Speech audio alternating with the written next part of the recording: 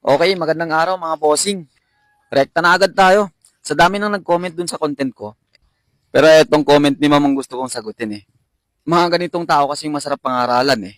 So, okay, Ma'am. Dun sa pinost ko, saan ko ba sinabi dun na galit ako kay Tatay Digong? Saan ko ba sinabi dun na maka-BBM ako? At higit sa lahat, hindi ko kailangan ng followers na hindi marunong umintindi.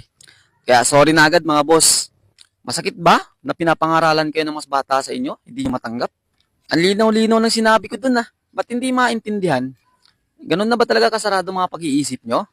Ma'am, hindi ho ako tulad ng mga vlogger at content creator na pinapanood mo na one-sided. Andito ho ako ngayon, ma'am, nagsasalita. Hindi ho para kay BBM, hindi ho para kay Tatay Digong. Naghahayag po ako ng saloobin ko para sa mga tao. Para naman sana kahit papano mabawas-bawasan yung mga nag-aaway na Pilipino. At sana malinawan yung mga pag-iisip nila na mali yung pinaglalaban nila. At yun yung goal ko, ma'am. Kayo, anong goal nyo? Pagbantaan ng kapwa Pilipino? Awayin ng kapwa Pilipino? Tama ba yun?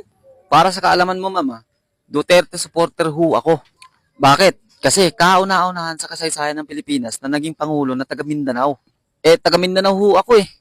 Pinanganak ako sa Basilan, lumaki ako sa Basilan, kaya hindi nyo mayaalis sa akin na Duterte supporter din ho ako. Pero, di porket Duterte supporter ako, hindi na ako susuporta at re-respeto sa Pangulo ng Pilipinas. Binoto yun ng taong bayan eh. Sana kayo din. Rumespeto at sumuporta din kayo. Hindi yung puro intriga at paninira. Alam ko mga boss, may masasabi pa rin kayo. Sasabihin nyo, bakit namin siya respetuhin? At bakit kami susuporta? Yung pangako niyang bigas na tigbebente ang 1 kilo, hindi natupad. Yung kriminalidad, andyan.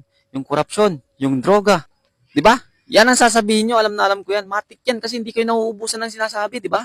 Ngayon, ang tanong, nung panahon ba ni Tatay Digong, nung pinangako ni Tatay Digong na 3 to 6 months mauubos yung droga, naubos ba? Wala bang kriminalidad? Wala bang droga? Wala bang korupsyon? Pero kahit ganun, nire-respeto natin si Tatay Digong.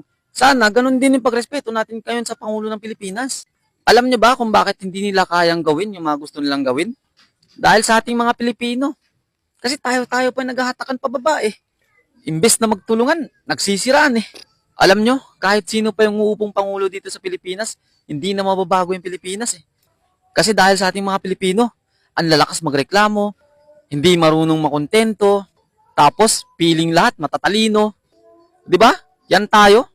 Alam nyo ba mga boss, yung masakit dito sa atin sa Pilipinas, kung sino pa yung kayang kumain ng 3 beses sa isang araw, sila pa yung malakas magreklamo. 'Di ba? Yan ang katotohanan. Ewan ko ba kung saan na napunta yung mga Pilipinong mapagmahal, yung Pilipinong nagtutulungan, yung mga Pilipinong ayaw sa gulo. At sana naman mga boss,